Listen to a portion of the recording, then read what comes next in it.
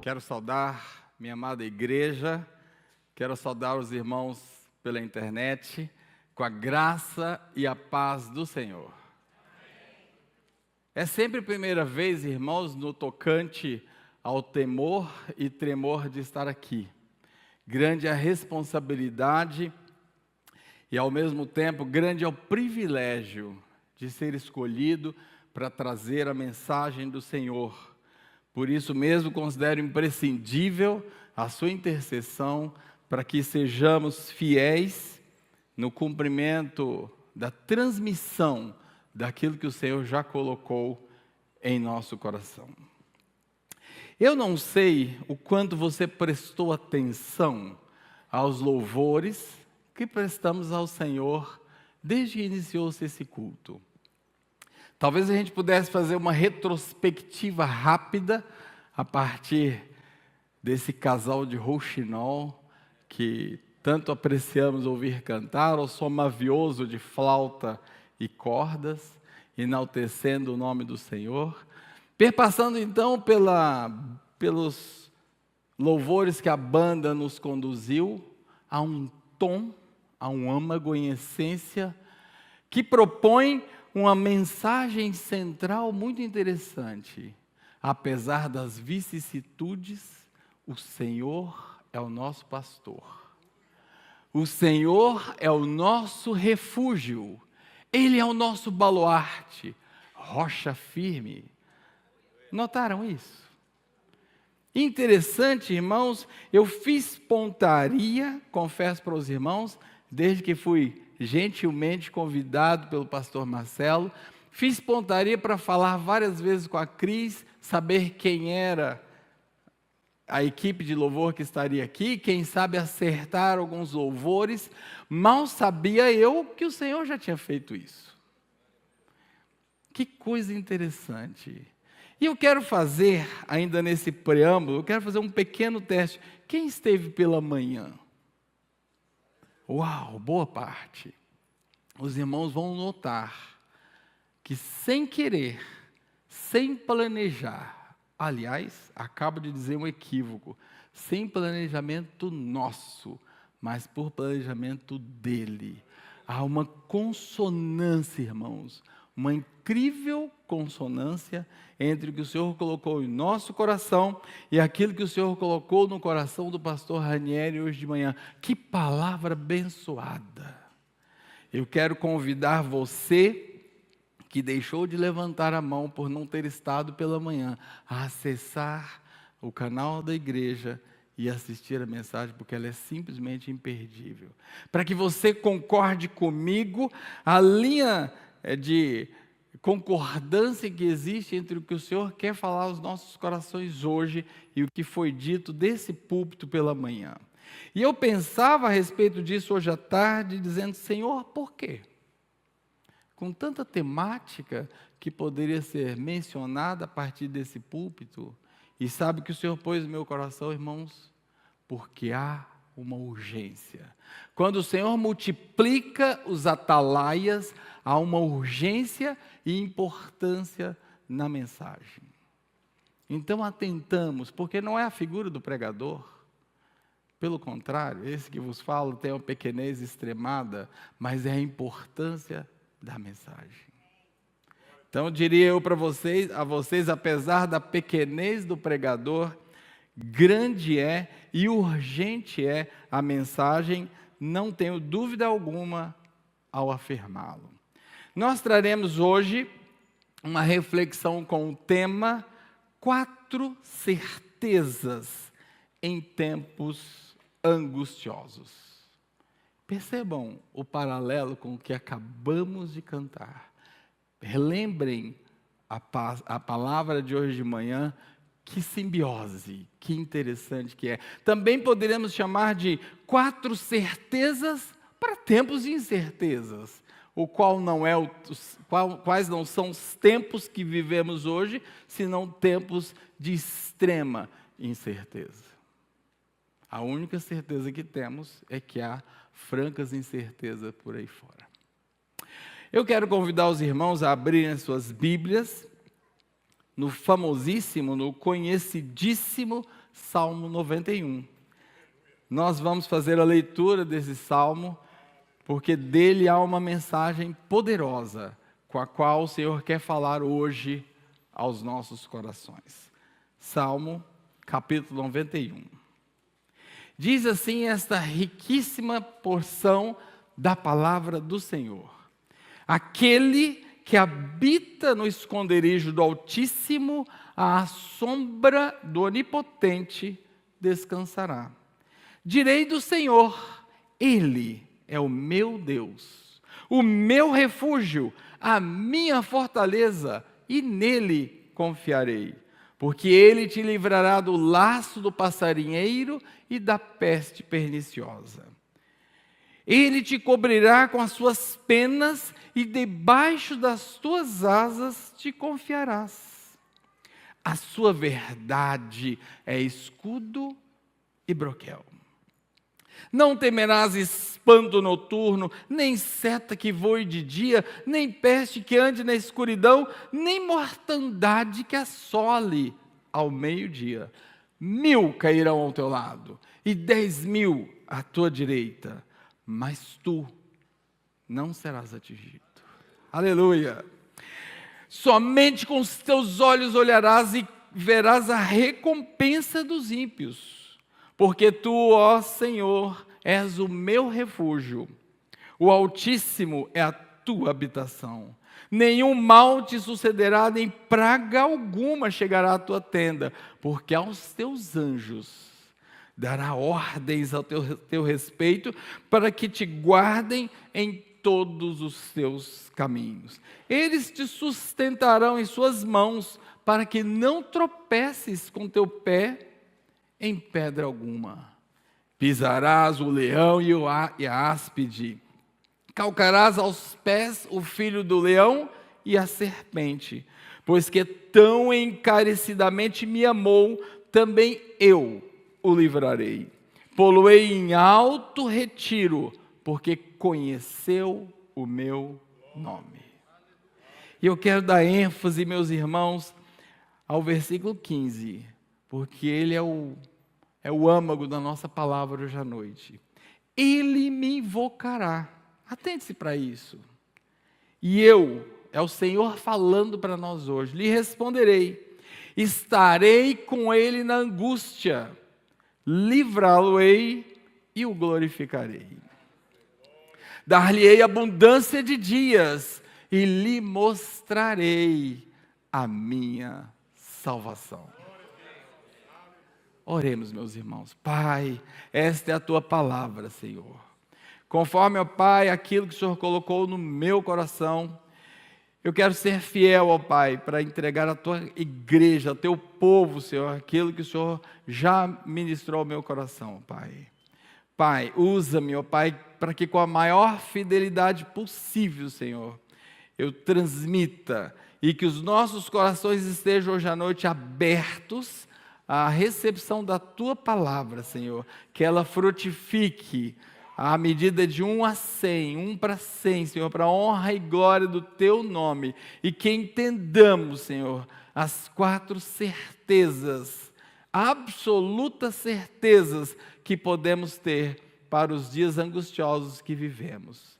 Oramos em nome de Jesus. Amém.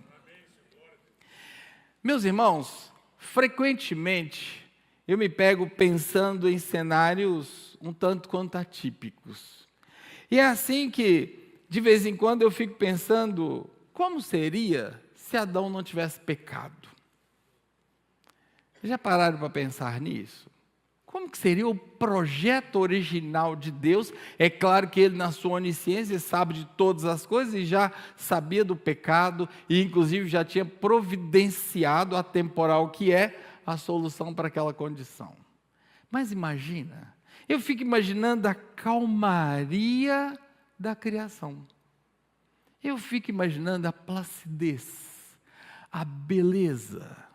Imaginem o boi pastando ao lado do leão, tranquilo, calmamente, sem nenhuma preocupação.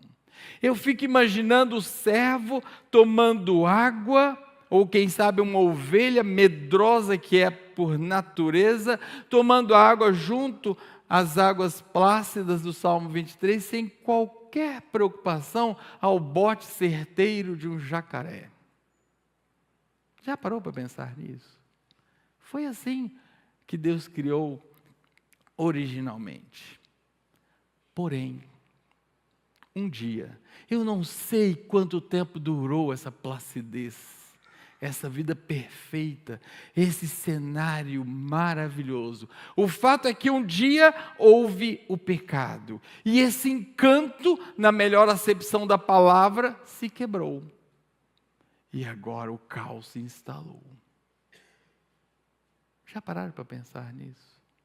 E agora, meus irmãos, houve gênese de dores pela primeira vez na experiência da humanidade não, de toda a criação, inaugurou-se a figura da dor. Não havia dor até então. A dor não foi criada no momento da criação. Agora, o pão era advindo com o suor da fronte. Não mais com a facilidade e a espontaneidade. Agora a natureza se tornara agreste, agora havia espinhos e abrolhos, e não mais verdura e fartura. Tudo por conta do pecado. E o que dizer então, essa era a pior condição na minha opinião, e o que dizer da saudade de Adão, talvez de Eva? A Bíblia não fala se Eva participava desses momentos, mas seguramente a saudade de Adão de passear com Jesus na viração do dia. Ah, meus irmãos, esse foi o pior dos efeitos. Estava inaugurada a era da angústia. Estava inaugurada na existência a era dos tempos angustiosos. Não pense você que é coisa da modernidade. É bem verdade que eu vou concordar com você que a coisa anda piorando. A Bíblia nos alerta disso, na verdade. Mas foi lá que começou. Então, desde então, a gente convive com essa ideia da angústia, da incerteza, do infortúnio. E eu, pensando a respeito disso, escrevi aqui, irmãos, angústia é uma sensação psicológica caracterizada por sufocamento, ansiedade, insegurança, oscilação de humor. Aliás, a dor precordial do infarto chama-se angina por conta de que é uma sensação de angústia. Angina em latim quer dizer angústia. Veja que interessante. Então, essa ideia nos acomete e nos acompanha desde então. O próprio Jesus, lá em João 16, 33, nos adverte dizendo: no mundo tereis aflições.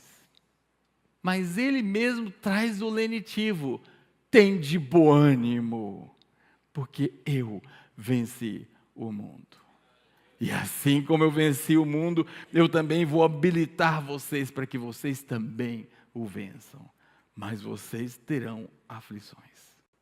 Portanto, não tem base bíblica, não é correto a gente pensar um mundo cor-de-rosa, tudo plácido, e imaginar que nós viveremos essa vida sem infortúnios nessa existência. Simplesmente não. Mas nós podemos confiar que Ele é o nosso refúgio, porto seguro, pastor, segurança, nosso rochedo. Aleluia. Então, pensando assim, irmãos, a gente precisa pensar que, susceptível a essas condições angustiosas, incertas, inseguras, desagradáveis, não desejadas, nós vamos admitir que, na verdade, nós temos risco, e extremo risco, de passar por condições angustiosas. E eu diria para vocês que maior é o risco de passarmos por condições angustiosas do que por condições prazerosas. E nós poderemos então chamar essa nossa condição de vulnerabilidade. Então, diríamos que vivemos uma extrema vulnerabilidade. E essa condição de vulnerabilidade, flagrante vulnerabilidade, nos coloca em transitoriedade. Não temos garantia alguma de coisa alguma. Já pararam para pensar nisso? E é interessante que certa vez Freud escreveu assim: da sua vulnerabilidade, referindo-se ao ser humano, virá a sua força, ó homem. Que força é essa, acrescentaria eu? Que força é essa? Pense, por exemplo, será que nós conseguiríamos nos manter todo o tempo feliz? Por nós mesmos? Todo o tempo sorrindo por nós mesmos? Por isso que a palavra vem e nos assiste dizendo: a alegria do Senhor é a nossa força, não é a nossa alegria, irmãos. Agora sim. Porque já que há uma flagrante transitoriedade, Ele vem e nos assiste com a força dEle, aí nós temos alegria. Mas por nós mesmos, ai de nós. Você conseguiria manter ou garantir, quem sabe, o próximo batimento cardíaco? Só o próximo? Já parou para pensar nisso? Não dá para garantir. Você conseguiria garantir sua boa saúde? Não, eu me garanto, eu garanto uma boa saúde, deixa comigo. Deixa eu te trazer uma novidade. Não garante, por mais cuidadoso que você seja, é claro que nós precisamos ser cuidadosos com a nossa saúde, prevenção, bons hábitos, enfim, mas não garante, não por nós mesmos.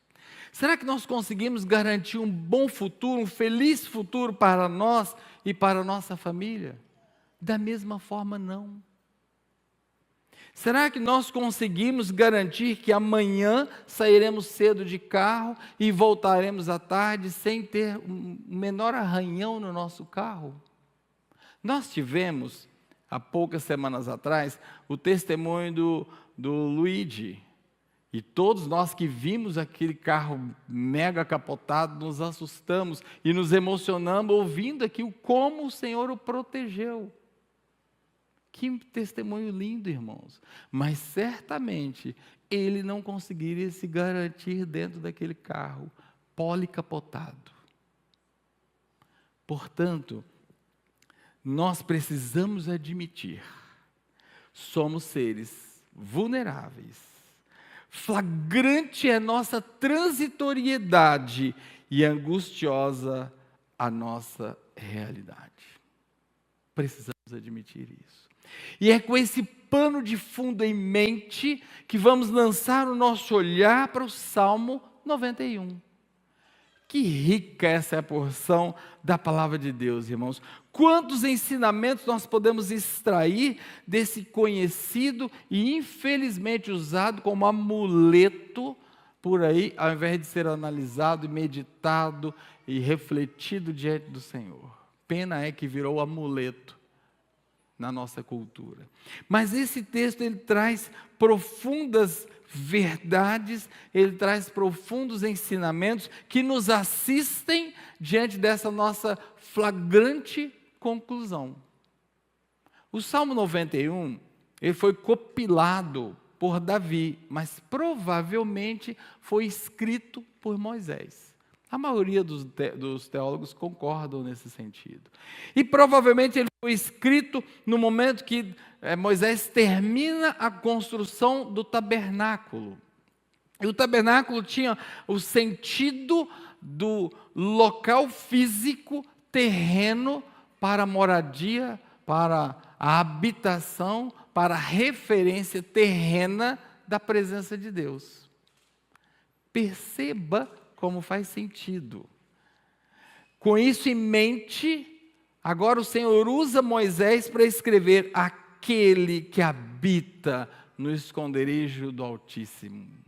Ele faz uma comparação, meus irmãos, com a presença física mencionada, simbolizada no tabernáculo, com a presença em comunhão daquele que se comunga com o Senhor. Dizendo agora: aquele que se comunga com o Senhor. E descreve então as bênçãos que se seguem a esse que está próximo do Senhor. Que figura maravilhosa, meus irmãos. Que figura linda. Certa vez, Billy Graham escreveu a seguinte frase: o sol é para todos, mas a sombra do Onipotente é só para aqueles, ou para quem decidiu entrar no esconderijo do Altíssimo. E esse é o convite que o Senhor nos faz hoje à noite. E eu gostaria de nos perguntar, onde é que nós estamos? Onde é que nós estamos? Porque a ideia da proximidade territorial, e agora eu falo espiritualmente, a ideia da proximidade territorial com o Senhor traz a ideia de proteção. Não dá tempo, mas se você olhar, irmãos, quanta proteção, de quanta potestade esse salmo nos descreve, simplesmente porque nós estamos abrigados. Estamos no abrigo do Altíssimo. Estamos livres de todos esses ataques, terríveis ataques. Muito bem, certa vez Jesus olha para Jerusalém e diz: Jerusalém, Jerusalém, que lamento triste Jesus soltou ali. Jesus começa dizendo: olha, o que você faz com os seus profetas, ó cidade de Jerusalém. E aí Jesus faz um link com o Salmo 91 maravilhoso. Jesus diz assim: Jerusalém, quantas vezes eu quis ajuntar os vossos filhos, como a galinha faz com seus pintinhos. É exatamente a figura daquele que habita no esconderijo do Altíssimo. O salmista diz: aquele que é coberto pelas penas do Altíssimo, aquele que se abriga debaixo das suas asas está protegido. É disso que Jesus está falando. Mas os habitantes de Jerusalém não quiseram. Quiçá, meus irmãos, jamais Jesus levante esse lamento acerca de nós. Quiçá Jesus jamais diga: quantas vezes eu te chamei, vem para baixo das minhas asas, e vocês não quiseram. Que esse nunca seja um lamento de Jesus a nosso respeito. Eu citei Mateus 23, versículo 37. Então, irmãos, há 4 verdades, e eu vou me referir exatamente a partir do versículo 15, que eu quero refletir rapidamente com os irmãos, a partir de todo esse cenário que nós descrevemos. A primeira verdade é Deus que está falando através da boca do salmista. Olha só: Ele me invocará. Já vamos dizer da invocação dele, mas ele me invocará. E qual a resposta? Deus está dizendo assim: e eu responderei. Sabe, eu respondo, pode ser que eu responda. Não. É certeza. Eu responderei. É o Senhor que está falando. Nele não há sombra de variação, não há mentira, não há dúvida. Eu responderei. Meus irmãos, num tempo que o mundo nos apresenta Deus como impessoal, como não relacional, num tempo que o mundo até questiona a existência de Deus tal qual cremos, a palavra vem e nos diz hoje: eu, o Deus Todo-Poderoso, o El Shaddai que acabamos de cantar, o El Elohim que acabamos de cantar, o Adonai que acabamos de cantar, esse que se manifestará, Ele que vai responder. É Ele que diz, Mateus capítulo 7, versículo 7, pedi e dar-se-vos-á. Deus escutará a oração dos justos, Provérbios 15, versículo 19. Tu orarás a Ele e Ele te ouvirá, Jó capítulo 22, versículo 27. Então me invocareis e e orareis a mim, e eu vos ouvireis. Jeremias 29, capítulo 12.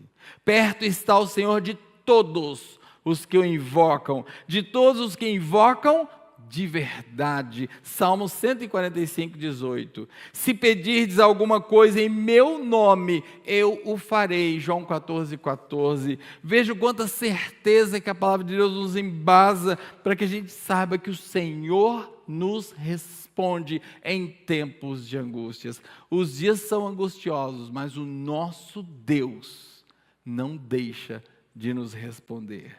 Sofremos angústia, sabe por quê, meus irmãos? Porque nós dizemos a Deus: ó Deus, quão grandes são as nossas angústias. Ó Deus, quão grandes são nossas tribulações e problemas. Quando deveríamos dizer: ó angústia, quão grande é o nosso Deus. A ordem está invertida. Nós precisamos nos apropriar, meus irmãos, dessa primeira verdade. Deus nos responde se clamarmos, se invocarmos o seu grande nome. Essa é a primeira verdade que o Senhor quer nos comunicar hoje à noite. A segunda verdade é muito interessante também, Deus está conosco na angústia. A pior sensação, meus irmãos, no tempo de angústia, é a sensação da solidão, é a sensação de estar só, é a sensação do abandono. E olha só o que o versículo em seguida de eu lhe responderei, o que ele diz? Estarei com ele na angústia. Ah, o meu querido Salmo 23, sempre ele. O Salmo 23, no versículo 4, que diz: ainda que eu andasse pelo vale da sombra da morte, não temeria mal algum. E tem uma razão pela qual eu não temeria mal algum, porque tu estás comigo. A companhia no dia da angústia, meus irmãos, essa é a nossa segurança. Ele estará conosco. No evento da fornalha, como eu gosto desse texto, irmãos, está lá em Daniel, capítulo 3, nos versículos 23 e 25, medite nesse texto quando você chegar em casa. Sadraque, Mesaque e Abednego estão condenados, e por não adorarem a estátua do rei, lá estão eles lançados na fornalha, e o rei mandou que se aquecesse 7 vezes mais, porque o rei se sentiu afrontado, quando eles nem quiseram a chance, porque o rei diz: olha, quando ouvirem esse som, e citou o sonido que ele deveria, eles disseram assim: rei, com todo respeito, não precisa nem gastar o seu esforço, nesse quesito, não precisamos te responder, não adoraremos. Se Deus nos salvar, salvou. Se não salvar, perecemos, mas não adoramos. Que absoluta certeza é essa, gente? E agora, então, aquela fornalha, irmãos, é 7 vezes aquecida, e os homens que levaram até a fornalha, aqueles 3 jovens, morreram por aproximação, eles morreram queimados. Eis que o rei olha para a fornalha. Queria ver um espetáculo de jovens fumegantes. E o que ele vê? Jogou 3 jovens manietados, amarrados. O que ele vê? 3 jovens soltos. O que nós aprendemos com isso? O Senhor solta as nossas amarras mesmo em tempo de deserto. Eu vou repetir, irmãos. O Senhor solta as nossas amarras mesmo em tempo de deserto. Isso é maravilhoso. E agora eles estão como? Passeando. É fogo. Passeando, irmãos. E tem companhia. O 4º homem. E o rei, assustado, diz: mas pera, jogamos 3. Eu vejo 4. E o 4º tem aspecto de anjo. Era o próprio Jesus, que não nos abandona, esse mesmo que está conosco no vale da sombra da morte. Ele estava lá com aqueles 3 jovens que foram fiéis e não negaram o Senhor seu Deus. E sabe de uma coisa? O Senhor é o mesmo ontem, hoje e eternamente. Ele faz o mesmo comigo e com você. E quer mais ainda? A palavra diz que eles não sofreram dano algum. Aqueles que se aproximaram para jogá-los na fornalha, mortos queimados, por aproximação. E eles, nem mesmo chamuscados, ou as suas vestes, nem impregnaram com o cheiro. Sabe aquela história que a gente vai na churrascaria e fica ali com o cheiro da fumaça? Nem isso. Porque a segunda verdade foi realidade. Foi realidade na vida daqueles jovens. Sabe, irmãos, as conexões sociais empobrecidas elevam o risco de doenças cardiovasculares, diabetes, infecções e demências. E a solidão é a principal causa de depressão e suicídio. O principal sintoma, o principal sentimento diante de tempos de angústias é: estou sem pessoas, estou sem Deus, estou irremediavelmente só. Para nós, que habitamos no esconderijo do Altíssimo, isto não é verdade. Nós temos companhia porque o Senhor, Ele mesmo está conosco. O Senhor está comigo, pelo que não temerei. O que me pode fazer o homem? Salmo 118, versículo 6. Não temas, porque eu sou contigo. Não te assombres, porque eu sou o teu Deus. Eu te fortaleço, eu te ajudo, eu te sustento com a minha destra fiel. Sabe, irmãos, os desertos virão, as angústias virão, mas aproprie-se dessa certeza. E se o Senhor pediu que essa mensagem fosse repetida hoje à noite, a urgência da mensagem. Deus quer falar à sua igreja. Eu não tive nenhum momento ímpeto de trocar a mensagem, porque eu tenho convicção que o Senhor quer falar isso à nossa igreja. O Senhor quer falar aos nossos corações. O Senhor quer que tenhamos segurança. O Senhor quer que tenhamos certeza do seu apoio, da sua companhia, da sua fidelidade. A terceira verdade: Ele me invocará, eu lhe responderei, estarei com ele da angústia, e dela o livrarei. A terceira verdade é que da angústia o Senhor nos livra. Não importa a angústia, não importa o tamanho do problema, não importa a impossibilidade humana, não importa a natureza, não importa. O Senhor é quem nos livra das nossas angústias. Esperei com paciência pelo Senhor, e Ele se inclinou para mim, e me ouviu quando clamei por socorro. Tirou-me de um poço de perdição, de um tremedal de lama, colocou os meus pés sobre uma rocha, e me firmou os passos. Salmo 40, versículos 1 e 2. Que verdade impressionante, que firmeza, irmãos. O Senhor me livrará também de toda obra maligna e me levará a salvo para o seu reino celestial, segundo Timóteo 4:18. Eu sempre digo, queridos, o deserto na vida do cristão é passagem, não é destino.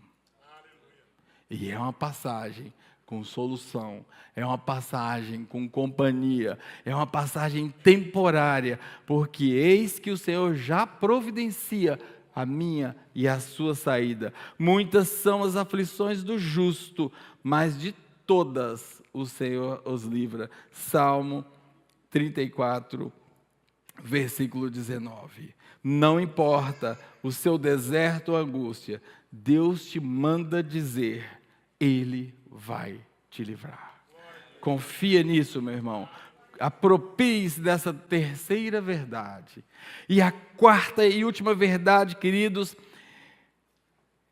Ele me invocará, eu lhe responderei, estarei com ele na angústia, dela o livrarei. E agora vem um negócio interessante: e o glorificarei. Eu sei que eu e você estamos acostumados a pensar em dar glória a Deus, em Deus ser glorificado, e isso é muito certo. para que você e eu entendamos o que é glória e o que quer dizer ser glorificado depois da angústia, eu preciso fazer uma diferenciação rápida entre poder e glória. Nós vivemos falando do poder de Deus, glória a Deus, da glória de Deus, mas será que nós temos uma noção exata de qual a diferença? Eu quero que você rapidamente imagine comigo a cena de Golias versus Davi. Imagina o Brutamontes, mega armado, couraça, não sei de que fortaleza, armado até os dentes. Agora, por outro lado, um franzino de uns 17 anos, uma espécie de estilingue na mão, algumas pedrinhas, franzino. O que vai surgir desse enfrentamento? Se Golias ganhar, e essa é a expectativa, isso é poder. Se Davi ganhar, isso é glória. Essa é a ideia, irmãos. Então, quando nós falamos em poder, é a capacidade ou a possibilidade de fazer algo. A glória é o estado de êxtase. Atente-se para isso. É o estado de êxtase resultante de algo feito sem capacidade, sem possibilidade ou sem probabilidade. Isso é o que Deus faz. Então, quando a palavra de Deus diz que Ele vai nos glorificar, é o estado que, depois que Deus nos tirar daquele momento de deserto e de angústia, é exatamente esse estado de êxtase que nós vamos ficar, esse estado de boquiaberto, esse estado de riso fácil, esse estado de não compreensão. Ficaremos, como diz a palavra, como quem sonha. Mas essa glória tem destino. E precisamos nos preocupar com esse destino. Lá em Apocalipse, capítulo 4, versículo 10 e 11, nós vamos encontrar um ensinamento muito interessante. Lá estão os anciãos. A Bíblia não explica muito bem quem são, mas eles estão coroados, cheios de honra. E agora, diante do Cordeiro, sabe o que eles fazem? Eles retiram a sua coroa, se prostam diante do Cordeiro e entregam as suas coroas. E dizem assim: digno és tu, Senhor Deus nosso, de receber a glória e a honra e o poder, porque criaste todas as coisas e por tua vontade elas existem e foram criadas. É para isso que o Senhor vai te glorificar. Não esqueça disso, meu irmão. Não é para ficar de nariz arrebitado, como eu costumo dizer. Não é para ficar cheio de si. Não é para confiar na força do seu braço. Devolve essa glória. Ela é de Deus. Ela só passou por você como um canal de transição. Devolve para o Senhor, porque foi Ele quem te deu. Portanto, meus irmãos, essas 4 certezas, elas são pilares, elas são certezas basilares para aqueles que habitam no esconderijo do Altíssimo.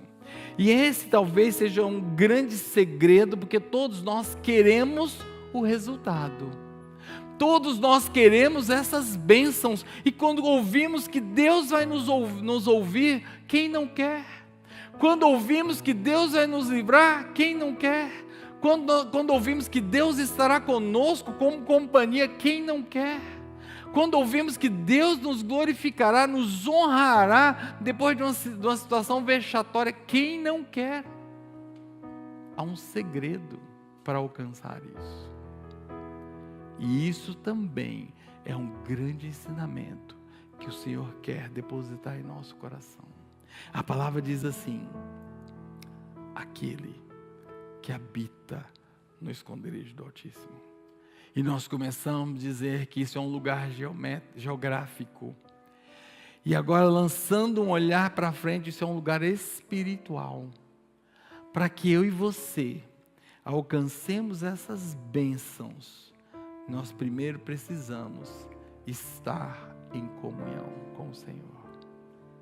Nós primeiro precisamos pertencer ao aprisco daquele que é o pastor de ovelhas, aquele que a si mesmo intitula o bom pastor. Nós precisamos ser ovelhas do seu aprisco. Eu sou a porta de Jesus. Se alguém entrar por mim, será salvo. Será bem-vindo ao esconderijo do Altíssimo. Não há outra porta. Entrará e sairá e encontrará pastagem. Essa é a condição sine qua non. Não alcançará essas 4 certezas aquele que não esteja contado no aprisco do Senhor. Mas ainda mais detalhes, irmãos. Não adianta ter entrado no esconderijo do Altíssimo se a gente não permanece e se a gente não aquilata essa comunhão, se nós não conhecemos e prosseguimos a conhecer Jesus. Lá em João 10, 14 está escrito assim: eu sou o bom pastor, é Jesus que está falando. Conheço as minhas ovelhas e elas me conhecem a mim. Nós conhecemos o bom pastor? E sabe de que forma nós podemos conhecer, reconhecer e conhecer mais o bom pastor? Gastando tempo em oração, gastando tempo em meditação da palavra de Deus. Talvez seja bastante profícuo nesse início de semana, nesse final de dia, do primeiro dia da semana, lançarmos um olhar retrógrado e pensarmos quanto da semana passada dedicamos à meditação da palavra de Deus. Quanto da semana passada dedicamos em oração? Não aquela oração em pronto-socorro: Senhor ajuda, Senhor socorre, Senhor. Ou pior ainda, nós estamos na cultura de delegar oração: ora por mim, ora por mim, ora por mim. Isso é importante, a palavra diz: ore uns pelos outros. A oração de um justo pode muito em seus efeitos, isso é bíblico, mas não me dispensa de orar. Temos orado, irmãos? Temos gastado tempo com a palavra de Deus? Temos evoluído no conhecimento desse que é o bom pastor, desse que nos recebe no esconderijo do Altíssimo?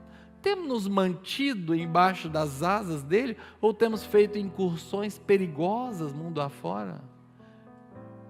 Quem sabe, segurando pela pontinha da pena, a gente tem se lançado para conhecer outras paragens. Isso é perigoso e arriscado. Protegido está, segundo a palavra, quem está debaixo das penas, quem está debaixo das asas. Isso é sério, irmãos. As bênçãos nós queremos, mas nós queremos as bênçãos de uma forma mais descompromissada e frouxa. Não há de ser assim.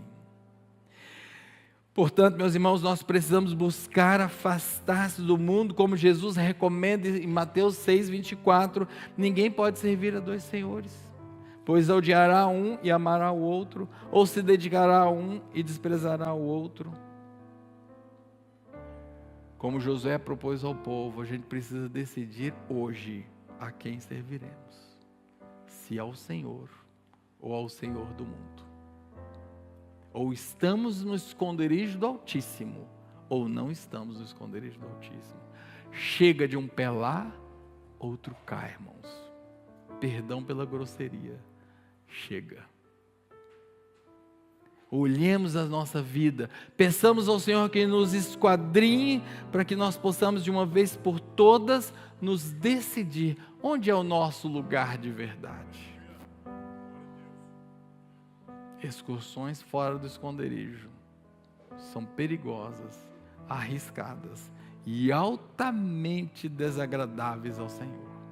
Tenho certeza, tenhamos certeza.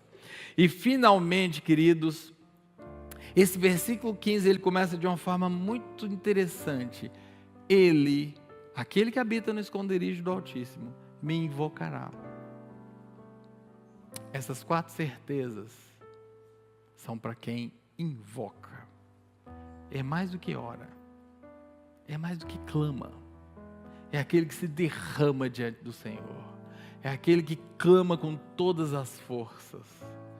Essa é a palavra que o Senhor usa, invoca, invoca, invoca. Essa é a certeza que nós temos. Se invocarmos, Ele nos responde. Que recurso que nós temos utilizado?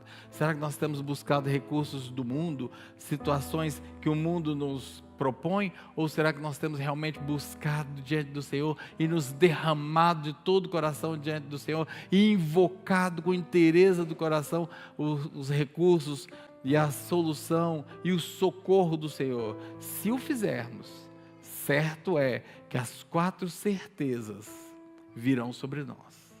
Certo é, meus irmãos, que as 4 certezas virão sobre a nossa vida. E o deserto será um tempo de transição muito rápido. E rapidamente Ele nos gloriará, para que nós possamos devolver a Ele toda a glória, toda a honra, toda a exaltação, porque Ele é que é digno.